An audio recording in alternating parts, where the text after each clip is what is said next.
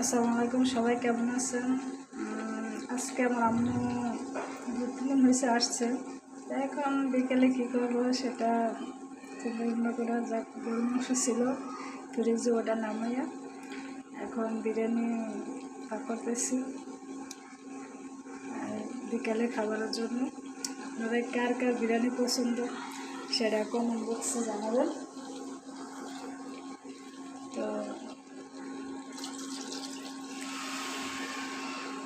এখন আমি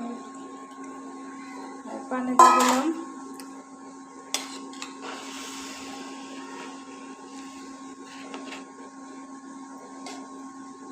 আমার গ্যাস নাই, তো কারেন্টের চুলার মাধ্যমে আমি পাক করতেছি।